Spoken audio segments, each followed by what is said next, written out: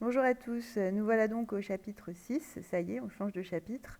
Cependant, on va parler de choses dont on a déjà parlé il n'y a pas très longtemps, hein. On va parler de dérivation, c'est-à-dire vous allez entendre le mot dérivé tout le long du chapitre, même si vous allez voir, ce ne sera pas vraiment de la même manière, à part au début, mais l'idée justement, ça va être de généraliser ce qu'on a vu sur le nombre dérivé. Alors je parle de ce qu'on a vu algébriquement, c'est-à-dire les histoires de a plus h et tout ça là. L'idée, ça va être donc de généraliser ça pour ne pas avoir besoin à chaque fois de revenir à cette définition qui est quand même assez contraignante avec le A plus H et avec toute la rédaction, etc. Donc en fait, on va s'apercevoir que au moins pour certaines fonctions, on est capable d'avoir une formule finalement qui fait le travail. Donc on va l'expliquer hein, sur deux, trois exemples, et puis après, vous allez avoir un formulaire, donc avec plein de formules qui vont fonctionner pour plein de fonctions. Ça ne veut pas dire que pour toutes les fonctions, on est capable d'avoir ça, mais pour toutes celles, disons, que vous verrez cette année déjà, mais même l'année prochaine, hein, du moment où elles seront dérivables, normalement, elles seront bien associées à une formule, et qui vous permettra de trouver facilement les nombres dérivés. Donc justement, on va en parler. Ce qui ne veut pas dire qu'il faut oublier ce qu'on a fait sur le nombre dérivé, hein, puisque c'est à la base justement de tout le reste. Mais on va quand même être nettement plus efficace. Alors, on y va, justement. Donc l'activité, là pour le coup, on va repartir de ce qu'on sait faire, hein, et on va voir en quoi on pourrait être plus efficace, justement. Donc là, ce que j'ai fait dans l'activité, c'est que j'ai considéré des fonctions de référence, qu'on appelle les fonctions de référence, fonctions classiques, hein, la fonction carrée, la fonction inverse. Alors je vais quand même redire ce qu'on appelle la fonction carrée, je vais l'écrire juste à côté. Alors on va prendre une couleur un peu plus adaptée, on va prendre allez, voilà, du gris foncé, c'est très bien. Donc ce qu'on appelle la fonction carrée, c'est f de x égale x carré, hein, c'est-à-dire que c'est la fonction qui met au carré, ça normalement vous le savez. Et ce qu'on appelle la fonction inverse, ici ce sera donc celle qui prend l'inverse de x. L'inverse, je rappelle, c'est pas moins x, hein, moins x c'est l'opposé. L'inverse c'est 1 sur x. Pour x différent de 0, du coup, sinon ça va poser problème. Ok, donc en gros, on va prendre ces deux fonctions-là et on va essayer de voir, en calculant leur nombre dérivé, s'il n'y aurait pas moyen, justement, de faire le calcul une seule fois pour toutes. Donc justement, première question. Pour une fois, on ne vous dit pas montrer que f est dérivable en un nombre particulier. Là, on généralise déjà, c'est-à-dire qu'on vous dit, ben, on prend un nombre quelconque et on l'appelle a. Mais c'est un nombre quand même, hein, c'est juste qu'on l'appelle a. Et on vous demande de montrer que c'est dérivable en a. J'avais mis cette question-là en bonus justement dans le contrôle précédent. Et il y en a beaucoup parmi vous qui sont arrivés à le faire. J'étais d'ailleurs assez contente de vous. Donc je pense que c'est pas si difficile que ça pour vous en fait. J'avais peur, mais d'après ce que j'ai vu dans vos contrôles, en tout cas un certain nombre d'entre vous n'étaient pas du tout choqués par le fait de prendre un A plutôt que de prendre 2, 3, moins 10. Voilà. Donc je prends un A. Et j'ai besoin du coup de calculer, d'arriver à f' de A, c'est-à-dire qu'il me faut le fameux taux de variation, la limite, etc. Donc déjà il me faut f de A. Alors f de A, sachant que f c'est celle qui met au carré, bon ça va, hein, ça fait A carré. Ensuite il me faut f de A plus h pour un h toujours différent de 0. Donc f de A plus h, ben, c'est celle qui met A plus h au carré, donc voilà. Et je développe. J'arrive sur ça.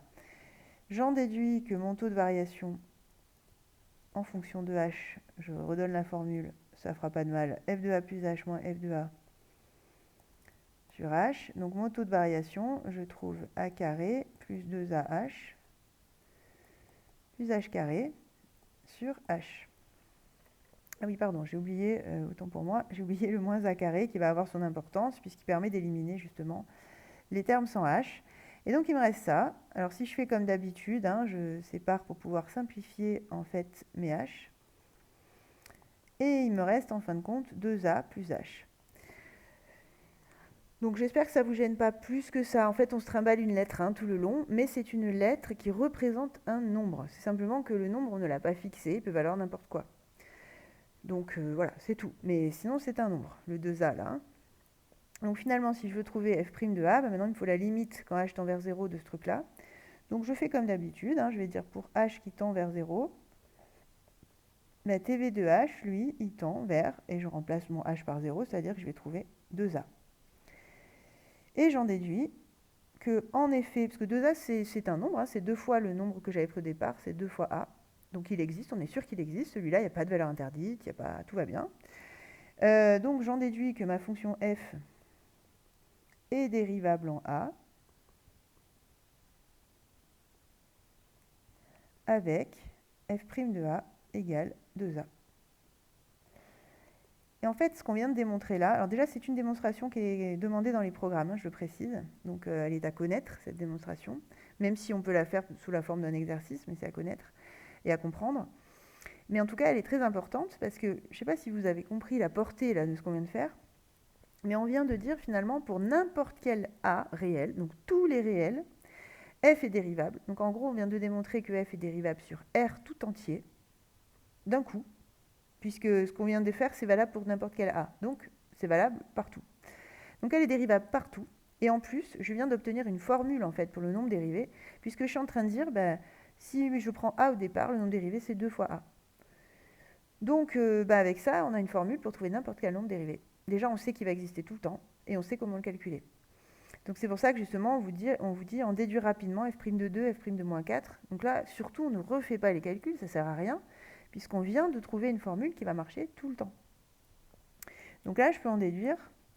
Donc ainsi, avec a égale 2, je vais trouver f' de 2. Donc 4. C'est-à-dire que là, si vous refaites toute la démonstration avec a égale 2, vous trouverez comme limite 4.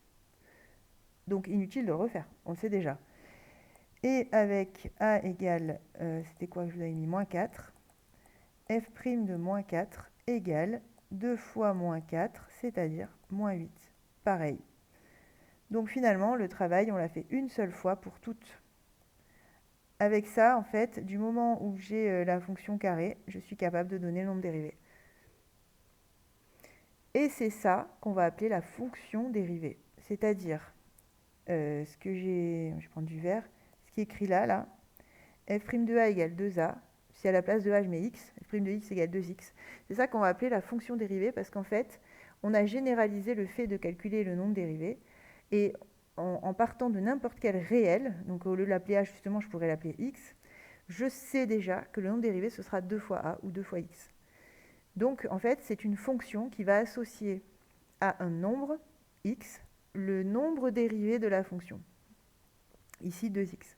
Des fois, ce sera des formules plus compliquées quand même, hein, mais voilà, le principe, c'est ça. C'est pour ça qu'on appelle ça fonction dérivée. Voilà, c'est vraiment la fonction qui, à x, associe le nombre dérivé, avec une formule toute faite en une seule fois, sans repasser par le taux de variation, etc. Donc, c'est la généralisation du nombre dérivé à tout réel. Alors, faisons-le avec 1 sur x, pour voir si vous avez bien compris, justement. Donc, même idée. J'ai besoin déjà de... Alors là, on a pris quand même a différent de 0, hein, mais tout simplement parce que la fonction n'est pas définie quand a vaut 0. G de 0, c'est pas possible. 1 sur 0, hein, c'est tout. Donc là, on va juste... on va démontrer que c'est dérivable partout, sauf en 0, bien sûr. Mais parce qu'en 0, elle n'existe même pas, la fonction. Alors, G de a, c'est 1 sur a, cette fois. Bon, très bien. G de a plus h, donc toujours pour h différent de 0. G de a plus h, c'est 1 sur a plus h. Je ne peux pas le simplifier plus que ça. Et donc, j'en arrive à mon taux de variation, qui du coup va être 1 sur a plus h moins 1 sur a le tout sur h. Donc là, bon, on arrive à des calculs qui vous plaisent un peu moins, hein, mais bon, on va s'en sortir, hein, on va essayer en tout cas. Donc, rappelez-vous, là, l'idée, c'est de tout mettre au même dénominateur. Donc, ça veut dire que celui-là, je vais multiplier par a, celui-là aussi. Et inversement, celui-là, je vais multiplier par a plus h, et celui-là aussi. Et donc, mon dénominateur commun, ça va être a fois a plus h. On y va. Donc, ça me donne, pour la première fraction, a sur a fois a plus h. Je vais détailler hein, pour perdre personne, ça sera l'occasion de le revoir une fois. Moins a plus h sur a fois a plus h. Le tout sur h. Ce qui me permet d'avoir un dénominateur commun au-dessus, donc je peux faire une seule barre de fraction. Et je vais avoir a moins, alors on fait attention, le moins là, qui est ici, il s'applique à tout ce qui est derrière. Hein. Donc moins a moins h. Du coup, les a s'en vont, le tout sur h. Et donc, il me reste, si je fais le calcul ici, moins h sur a fois a plus h. Et vous vous souvenez, quand je divise par h, c'est comme si je divise par h sur 1. Donc, je multiplie par 1 sur h. Donc j'ai mes h qui s'éliminent et il me reste moins 1 sur a fois a plus h. Celui-là aussi, je l'avais mis dans le bonus, c'était pas pour le même sujet. Et pareil, j'ai eu pas mal d'élèves qui ont réussi, des fois la rédaction n'était pas parfaite, etc., mais qui ont franchement bien compris, qui ont réussi à trouver justement la formule qu'on va trouver là maintenant. Et bravo à ceux-là en tout cas. Et pour les autres, vous inquiétez pas, vous allez comprendre maintenant.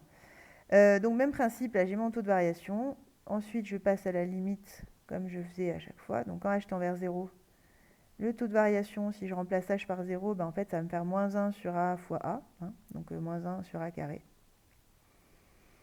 Et donc, on peut en déduire que la fonction inverse, pardon, g, est dérivable en a, quel que soit a différent de 0. Je vous répète, c'est ça qui est fort dans ce qu'on est en train de faire, c'est qu'on est en train de le démontrer pour tous les nombres différents de 0, avec g' de a égale moins 1 sur a carré. Voilà, donc là, même principe. Je viens de démontrer que pour tout a différent de 0, ma fonction, elle admet bien un nombre dérivé. Et en plus, j'ai la formule. C'est-à-dire que si je pars d'un nombre a au départ, ben, le nombre dérivé, ce sera moins 1 sur a carré. Et donc ça aussi, je vais pouvoir le transformer en fonction dérivée.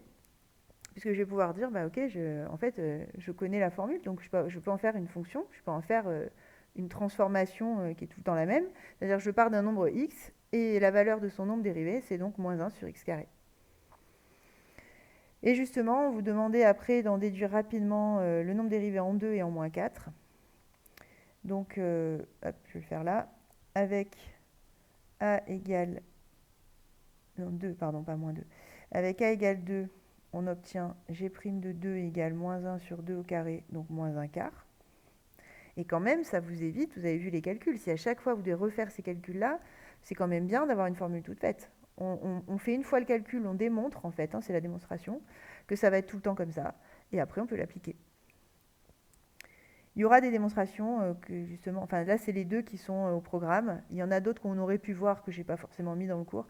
Il y en a aussi qui ne sont pas au programme. Hein. Des démonstrations de fonctions dérivées, c'est pas toujours facile à démontrer, mais en tout cas, en règle générale, pour tout ce qui est fonctions de référence que vous avez à connaître, elles existent ces fonctions, même si elles ne sont pas tout le temps démontrées en première.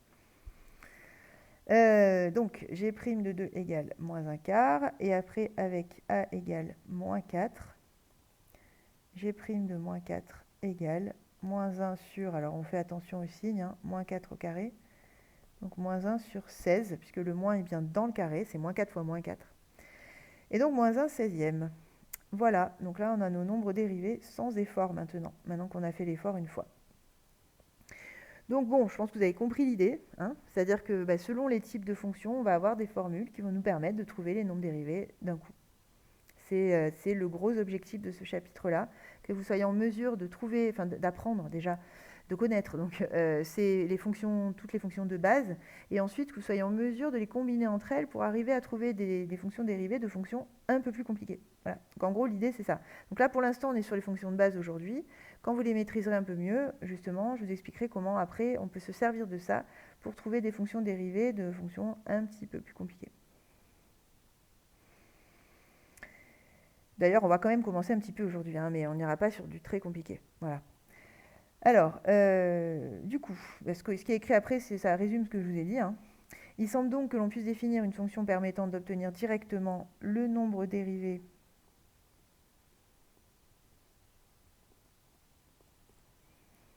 en A, on va dire, de la fonction de départ. Ah oui, pardon, l'abscisse, je l'ai écrit plus tard. En fait, j'avais juste mis trop de place. Bon, pas grave. De la fonction de départ en une abscisse quelconque, donc ça c'est le A justement, sans refaire toute la démonstration à chaque fois. Et ça, justement, cette formule, on l'appellera la fonction dérivée.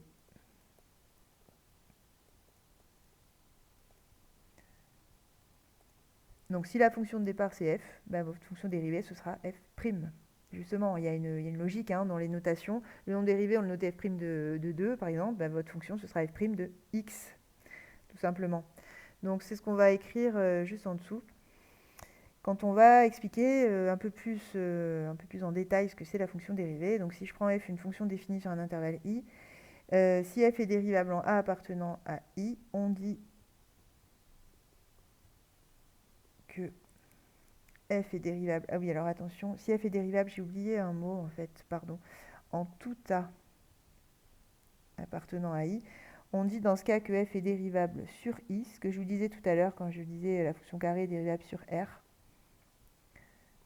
C'est-à-dire que plutôt que de dire elle est dérivable en 2, en 3, en 4, quand on arrive à démontrer que c'est vrai sur tout un intervalle, du coup, on dit tout simplement elle est dérivable sur tout l'intervalle un tel.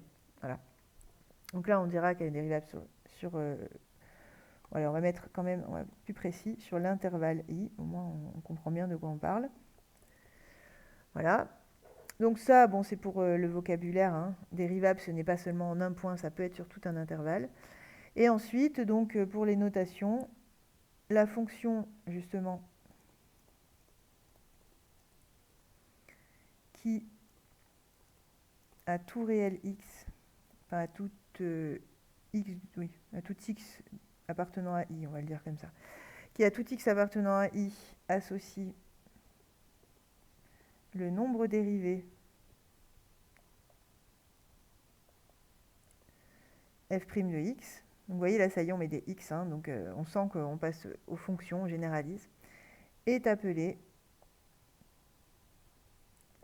fonction dérivée de f. C'est ce que j'avais annoncé, hein. Dérivée de f.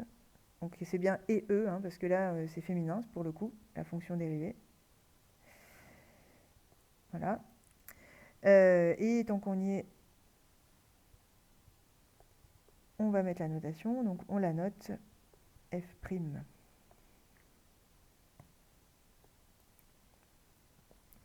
Voilà, donc pour le vocabulaire un petit peu plus précis, un peu plus pointu que ce que j'ai pu dire dans l'introduction. Donc maintenant, ce qu'on va faire, c'est qu'on va justement remplir un tableau avec toutes les fonctions de référence, c'est-à-dire que ce seront les fonctions de base à toutes les autres, pour toutes les autres.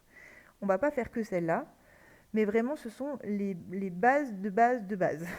Donc vraiment, il faut que vous connaissiez par cœur toutes celles-là pour qu'après, il n'y ait plus de soucis derrière et que vous soyez en mesure de trouver la fonction dérivée de n'importe quelle fonction qu'on vous demandera cette année.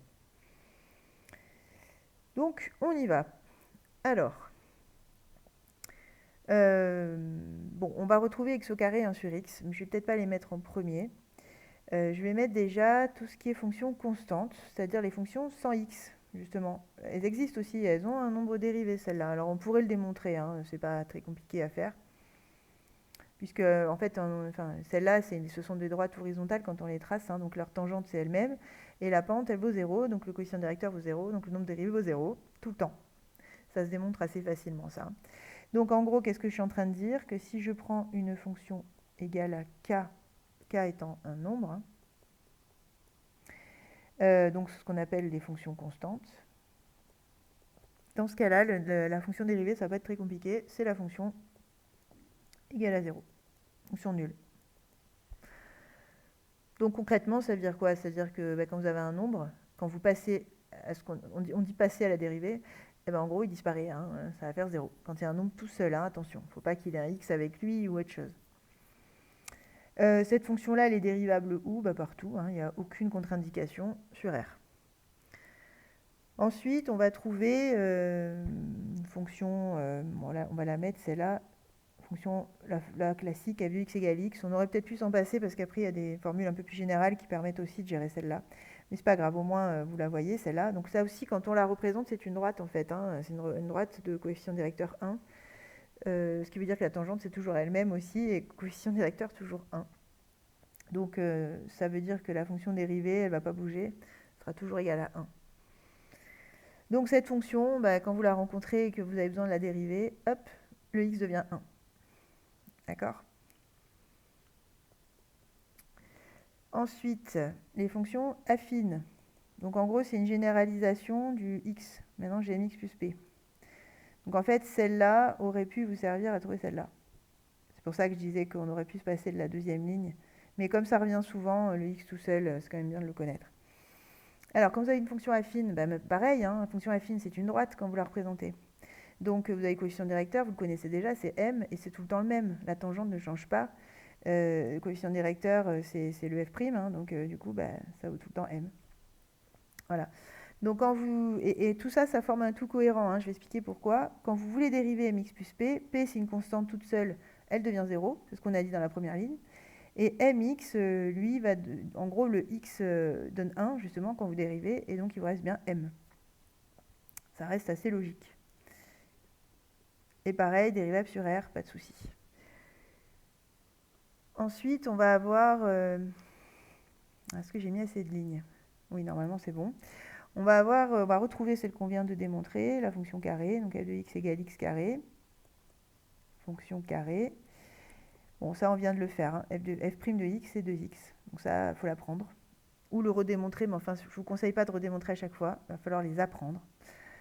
En tout cas, vous commencez à constater que quand vous passez à la fonction dérivée, vous avez le degré, quand il s'agit d'un polynôme, hein, le degré qui baisse de 1. Vous voyez, x carré, ça va devenir du x. Alors après, il faut se souvenir des coefficients. Mais en tout cas, en termes de degré, il y a un phénomène comme ça qui fait qu'on baisse le degré de 1. Quand j'avais du x, hop, je passe à 1. 1, c'est x puissance 0 en fait. Donc voilà, ça peut vous aider à mémoriser toutes ces formules-là. Ensuite, on a la fonction inverse, qu'on a démontré aussi tout à l'heure. Fonction inverse, elle donne, on l'a vu, moins 1 sur x carré. Alors là, on a le phénomène contraire. On a le degré qui augmente, mais parce que là, ce n'était pas un polynôme. J'avais le x au dénominateur, en bas. C'est pour ça que le phénomène, en fait, s'inverse. Voilà. Donc là, au contraire, je vais passer de x à x carré. Faites bien attention, c'est moins 1 sur x carré. J'ai énormément d'élèves chaque année qui m'oublient le moins 1, donc faites gaffe. Et alors là, sur l'intervalle, attention, hein, on a bien dit qu'on l'avait démontré, mais pour tout sauf 0. Donc, ça va être valable sur moins l'infini 0 et sur 0 plus infini, sans prendre 0 donc à chaque fois. Ok. Ensuite, alors, jusque-là, c'était soit intuitif, soit démontré. Donc ça va. Maintenant, on va passer à celles qui sont et moins intuitives et qu'on ne démontrera pas. On pourrait certaines, mais bon, on en a déjà fait pas mal. Alors, les x puissance n. Et je précise que ce sera valable pour... dans les livres, en général, on trouve n entier positif, mais en réalité, c'est valable pour tout n entier différent de... laissez-moi réfléchir juste une seconde. Différent de 0 et de 1. Voilà. Donc n entier, je vais l'écrire. Différent de 0 et de 1. Mais en fait, ça peut marcher aussi pour les entiers négatifs. Ça, j'y reviendrai quand ce sera nécessaire, expliquer cette histoire des entiers négatifs en puissance. Donc, voilà, c'est valable pour n entier différent de 0 et de 1. Et alors celle-là, ce qu'on disait tout à l'heure, c'est qu'en fait, j'ai le degré qui baisse. Vous avez eu un de x2 à 2x. Et bien en fait, ça va être toujours vrai. C'est-à-dire que le x puissance n, il va devenir du x puissance n moins 1. Et je ne sais pas si vous avez remarqué tout à l'heure, l'exposant 2 est passé devant. En fait, il est descendu. Et bien on va avoir le même phénomène quand vous avez un exposant n. C'est-à-dire qu'il y a n qui va passer devant, x puissance n moins 1. Donc, qu'est-ce que ça veut dire concrètement, hein? Ça veut dire, je vais l'écrire là en dessous, si j'ai f de x égale x puissance 4, par exemple, eh bien, f' de x, donc là, ici, n vaut 4. F' de x, du coup, ça va être n x puissance n moins 1, c'est-à-dire n, c'est 4, x puissance 1 degré de moins, donc 3. Voilà. Donc, si je veux mon nombre dérivé, eh ben, je pourrais passer directement par cette formule-là. C'est ce qui est beaucoup plus simple que la démonstration, là, pour le coup. Pour x puissance 4, je vous laisse imaginer, hein, c'est pas simple avec le puissance 4. Donc là, vraiment, ça fait tomber un certain nombre de difficultés que du coup, vous n'aurez plus. Il faut juste apprendre les formules, par contre. Ce qui ne veut pas dire qu'on ne vous demandera plus jamais de calculer un nombre dérivé à la main, hein, enfin, algébriquement, comme on l'a déjà fait, je précise. Hein. Mais en règle générale, on va plutôt maintenant utiliser les fonctions dérivées qui nous permettent d'être plus efficaces. Donc ça, ce sont les fonctions puissance. Et en fait, on a une autre façon de l'écrire, celle-là, parce que certains, alors justement, c'est mon histoire de fonction de puissance négative. Je ne sais pas si vous vous souvenez, quand vous mettez x puissance moins 3, en fait, c'est pareil que 1 sur x puissance 3. Le fait d'avoir une puissance négative, ça veut dire qu'on prend l'inverse. Donc c'est pour ça qu'en théorie, la formule qui est ici devrait vous suffire. Parce que si jamais vous avez 1 sur x puissance 3, vous n'avez qu'à l'écrire comme x puissance moins 3 et vous appliquez. Maintenant, je sais qu'il y en a parmi vous qui ont du mal avec cette écriture-là, donc je préfère vous donner les deux versions. Après, vous verrez que vous-même. Soit vous préférez apprendre les deux formules et être sûr de ne pas vous mélanger dans les puissances, etc. Soit vous maîtrisez bien les puissances et du coup, vous n'aurez besoin d'apprendre qu'une formule.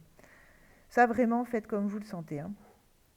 Donc là, même principe, c'est valable pour n entiers différents de 0 et de 1. Alors, dans ce cas-là, bon, celle-là, elle n'est pas facile à deviner, hein. Bon, il y a un moins, alors c'est un peu comme 1 sur x qui devient moins 1 sur x carré. Vous avez un moins qui apparaît là aussi. Le degré augmente comme entre 1 sur x et moins 1 sur x carré. Donc à la place de n, j'ai n plus 1. Et au-dessus, en revanche, là on fait attention, il y a un n qui n'était pas forcément facile à voir dans le 1 sur x qui donnait moins 1 sur x carré. Il y est en réalité, mais c'est parce que n vaut 1, donc on ne s'en rend pas compte. Voilà. Donc celle-là, si vous devez l'apprendre, faites quand même bien attention à ne pas vous tromper. Et alors justement, ah oui, alors tout à l'heure j'ai mis R. Oui, alors là c'était R si n est positif, hein, et si n est négatif, c'est-à-dire que là dans ce cas-là j'ai une fraction, il faut que j'enlève 0. Voilà. Ce qui va être le cas ici, c'est pareil. Je vais avoir R si n est négatif, parce que là si n est négatif, 1 sur x puissance moins 2, au contraire c'est x carré, hein. Donc si n est négatif, en fait je reviens à la ligne d'avant, et si n est positif, donc on a 1 sur quelque chose, alors il faut enlever 0. Voilà. En gros, c'est pas dérivable en 0 quand le 0 est en bas, hein. C'est ça l'idée, quand le x est en bas. Et il nous en manque une, qui fait partie des fonctions de référence que vous êtes censé avoir découvert en seconde, la fonction racine carrée. Voilà. Tant que j'y suis, je mets le nom. Ça aussi, c'était des fonctions de puissance, hein. C'est juste que c'est pas la même écriture. Donc la fonction racine carrée, qui est donc f de x égale racine de x. Alors celle-là, bon, on aurait pu la démontrer, c'est faisable. Mais bon, on ne peut pas tout démontrer, hein, donc je vous donne la formule. C'est 1 sur 2 racine de x. Donc faites bien attention. Et je ne sais pas si vous vous souvenez, la fonction racine, je vous l'avais tracée justement, on avait démontré qu'elle n'était pas dérivable en 0. Je ne sais pas si vous vous rappelez. On avait une tangente ici qui donnait qui était une tangente verticale en fait, avec un nombre dérivé infini. Donc on avait dit qu'elle n'est pas dérivable en 0, et là justement c'est la fonction racine carrée qu'on a sous les yeux, hein. Donc il faut faire attention, en 0 elle n'est pas dérivable, et ça se voit sur la fonction dérivée, vous le voyez, 0 est une valeur interdite de la fonction dérivée. Donc on retrouve cette idée que justement la fonction racine carrée n'est pas dérivable en 0. Elle est dérivable partout après, par contre. Donc ici, ce sera 0 plus infini, ouvert. Et je ne peux pas prendre les négatifs, puisque la fonction racine n'existe pas pour les négatifs, hein, donc on a forcément que 0 plus infini. Voilà, donc ce tableau, il est vraiment à connaître sur le bout des doigts, parce que sinon vous allez avoir vite des problèmes quand on va passer, juste après, là on va le faire, ne serait-ce que le début déjà, quand on va combiner les fonctions entre elles, c'est-à-dire qu'on va chercher à obtenir des fonctions dérivées de fonctions un peu plus compliquées que celles qu'on vient d'écrire là. Celles-là, ce sont vraiment les fonctions à la base des autres, je répète, hein. Donc vraiment, apprenez ce tableau-là par cœur dès maintenant, surtout que ça reviendra dans la partie 3 en force. Partie 3 de la dérivation, on aura vraiment beaucoup besoin des fonctions dérivées, et on aura besoin que ce soit de l'ordre du réflexe, que ce soit un automatisme. Donc c'est un conseil, hein, vraiment, apprenez-les, sinon vous allez être à un certain moment bloqué, vous allez faire des erreurs bêtes, même si vous comprenez le principe. Donc, bon, on a presque fini, on va juste faire cette partie-là, là, sur la somme, qui vous permettra déjà de faire quelques exercices et justement de vous entraîner sur ces fonctions de base et de les mémoriser. Donc on va voir ce qu'il advient quand on additionne ces fonctions entre elles. Qu'est-ce qu'il advient de la fonction dérivée? Voilà. Imaginons, là d'ailleurs je peux faire les exemples qui sont là, hein. Si je prends l'exemple A, alors je sais je n'ai pas rempli la propriété encore, hein, je fais exprès. Donc je prends l'exemple A. Je dois chercher la fonction dérivée de ce truc-là. Bon, si je regarde ce qui se passe, en fait, ça, c'est la ligne, si je me rappelle bien, la ligne 3. Voilà, c'est la ligne avec les fonctions affines, 5x. Racine de x, c'était la dernière ligne. Donc tout ça, je sais calculer les fonctions dérivées des morceaux, en fait. Et x au cube, c'est la ligne avec les puissances. Donc je sais faire les trois. Maintenant, la question, c'est qu'est-ce que ça va changer quand je les additionne ou quand je les soustrais. Eh bien, justement, heureusement pour vous, quand il s'agit d'addition ou de soustraction, ça ne change rien. C'est-à-dire qu'en gros, vous allez laisser les plus et les moins des additions, des soustractions entre elles, et vous allez juste passer aux dérivés, tout simplement. Et donc les dérivées vont elles aussi s'additionner ou se soustraire entre elles. On fera très attention quand ce sera un produit ou un quotient, parce que par contre, ça ne fonctionnera pas. Franchement, essayez vraiment dès maintenant de vous dire, quand il s'agit de multiplication ou de division de fonctions, la dérivée, elle n'est pas évidente. C'est-à-dire qu'on verra qu'il ne faudra pas tomber dans le piège de juste écrire les dérivés à la place. En revanche, quand ce sont des additions ou des soustractions, vous pouvez le faire. Donc c'est déjà bien, il y a au moins 2 cas qui vous poseront pas problème. Donc, du coup, je vais faire l'exemple tant que j'y suis. Alors, du coup, f' de x, ce sera égal à...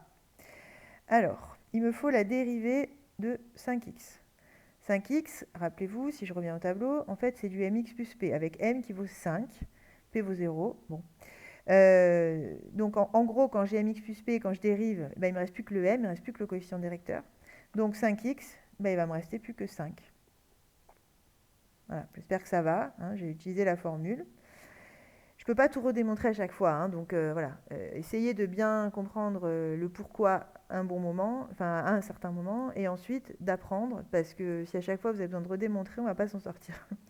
Donc il y a un moment où il faut être convaincu que c'est bon, ça a été démontré, c'est vrai, et après on n'a plus qu'à appliquer quelque part. Donc ensuite, racine de x, bon celle-là pour le coup on ne l'a pas démontré, mais je vous invite à le faire, c'est pas très compliqué. Si vous avez besoin, vous me demandez. Donc racine de x, c'était la dernière ligne du tableau ici. On a vu que la dérivée, c'est 1 sur 2 racine de x. Donc vous voyez, qu'est-ce que je fais finalement? Je mets le moins qui était déjà là, je remets le même. Et après, j'écris directement la dérivée de racine de x. 1 sur 2 racine de x. Ensuite, x au cube, c'était la ligne des x puissance n, avec n qui vaut 3. Donc je vais avoir ici cette formule, n x puissance n moins 1. Donc là, pareil, je remets le plus qui était à l'origine. Et je vais écrire ici nxn-1, n vaut 3, ici donc 3x, 3 moins 1. Et j'ai fini, c'est-à-dire que maintenant, j'ai plus qu'à arranger ce que je peux. Et j'ai ma fonction dérivée. J'ai terminé. Voilà ma fonction dérivée. Alors, je vais l'écrire plus proprement en dessous. f' de x égale 5 moins 1 sur 2 racine de x plus 3x carré. On ne peut pas vraiment faire mieux, honnêtement. Là, en termes d'écriture, c'est pas très beau, mais c'est pas grave. Ce qui veut dire que si on me demandait le nombre dérivé de cette fonction en 2, par exemple, j'ai qu'à prendre cette formule-là, remplacer x par 2, et j'obtiens mon nombre dérivé sans avoir besoin de taux de de taux de variation, ni de limite, ni de tout ce qu'on avait pu voir dans la rédaction. Voilà, donc j'espère que vous avez compris à peu près le principe. On va remplir la propriété quand même. Donc, la propriété, qu'est-ce qu'elle nous dit finalement? La fonction somme, c'est-à-dire que là, je prends 2 fonctions que j'appelle u et v, je les additionne et je me demande que va donner la dérivée. Bon, déjà, première chose, si u et v étaient dérivables sur i, alors, parce que vous voyez, là je l'ai écrit au début, u et v, je les prends dérivables sur un même intervalle i. Donc, si u et v chacune sont dérivables sur i, alors la somme, déjà, elle est dérivable sur i. C'est déjà une bonne chose, c'est-à-dire que je sais que le nombre dérivé va exister partout sur n'importe quel élément de i. Et donc, je vais pouvoir avoir une fonction dérivée. Et en plus, on a pour tout réel... Oui, c'est ça. Et on a, pardon, excusez-moi, du coup, u plus v prime de x égale u prime de x plus v prime de x. Donc en gros, cette formule, qu'est-ce qu'elle vous dit? Pas grand-chose. Elle vous dit simplement que prendre la dérivée d'une somme, c'est pareil que prendre la somme des dérivées. Donc c'est ce qu'on a fait dans l'exemple, il n'y a pas de piège. Donc en gros, quand je veux dériver, que c'est des sommes, je remplace chaque fonction par sa dérivée. Et je garde les signes qui étaient à l'origine. C'est ça qu'elle vous dit la formule 1. Et on pourra retenir plus simplement u plus v prime égale u prime plus v prime. Autrement dit, pas de piège quand il s'agit d'addition. Une soustraction, c'est une addition. Je précise, je n'ai pas mis la soustraction, mais c'est la même chose. Puisque quand vous faites U moins V, c'est U plus moins V que vous faites, hein. Donc, bon, la même règle va s'appliquer aussi sur les soustractions. Si ça vous gêne, vous pouvez le mettre, je vais le mettre en vert. Voilà, vous pouvez mettre un moins ici, pour vous rappeler que c'est pareil pour la soustraction que pour la somme. Voilà, donc si on fait le deuxième exemple, même principe. Donc j'ai g de x égale x puissance 5 plus 1 sur x au cube moins 10. Alors ceux qui veulent une rédaction un petit peu plus jolie, en fait ce que vous pouvez faire, c'est dire que g, c'est u. En fait, vous pouvez donner des noms à chaque fonction qui s'additionne. Voilà. Avec, pour ceux qui préfèrent, hein, parce qu'il y en a peut-être qui ont besoin de détailler, donc u égale x puissance 5, ça vous donne comme dérivée, rappelez-vous, hein, ça c'est x puissance n avec n qui vaut 5. Et on a dit, ça donne n, donc 5, fois x puissance n moins 1, donc 5 moins 1. Autrement dit, 5x puissance 4.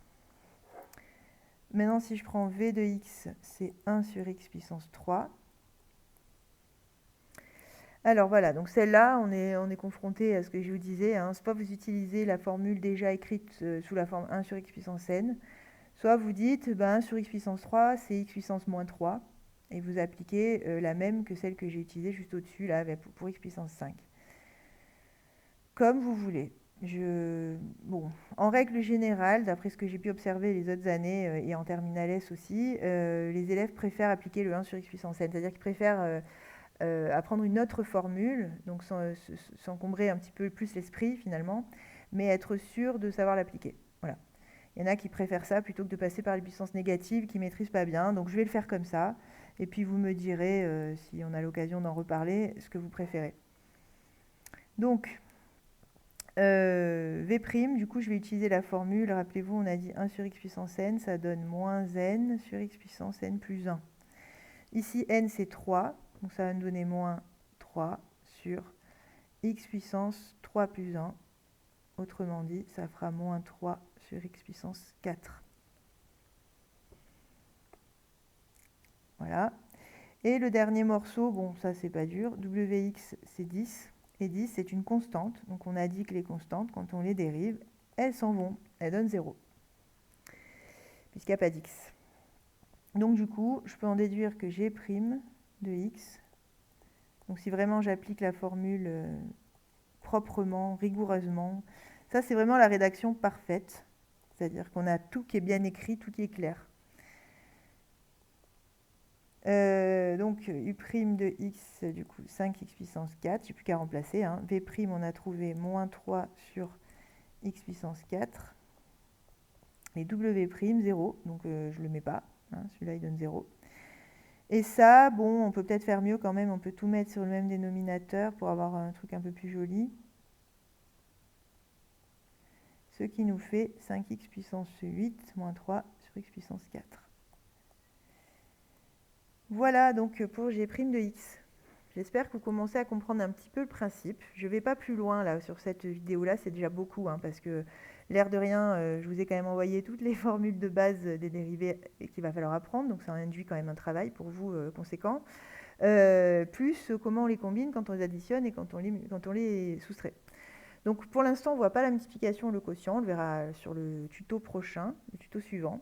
Là, pour l'instant, je vous engage déjà à vous entraîner là-dessus, à essayer de le faire sans regarder le tableau aussi, au fur et à mesure. Peut-être pas les premières fois, mais après, ça serait bien.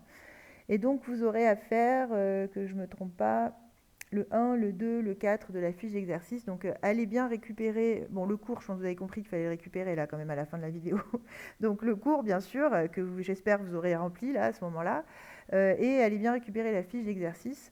Où justement vous aurez à faire donc le 1, le 2, le 4 pour voir si vous avez bien compris tout ça.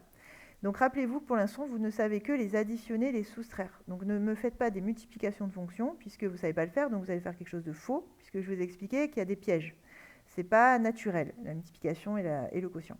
Donc débrouillez-vous pour être tout le temps dans une situation d'addition et de soustraction de fonctions qui sont dans le tableau. Et à ce moment-là, vous ne ferez pas faux normalement si vous êtes rigoureux et attentif, quoi. Voilà. Bon, j'espère que ça va à peu près. Vous aurez de toute façon la vidéo décorrigée qui devrait vous conforter, vous donner encore des informations que peut-être vous n'aurez pas assez eues là dans cette vidéo-là. Donc j'espère qu'avec les deux, on part sur des bonnes bases. Voilà, bon, ben, bon courage en tout cas à tous et n'hésitez pas vraiment s'il y a des questions. Les fonctions dérivées, c'est vraiment très très important, on va en avoir besoin souvent et cette année et l'année prochaine, donc n'hésitez pas, il faut que ce soit compris, il faut que ce soit bien clair, hein. Allez, bon courage à tous, à très bientôt.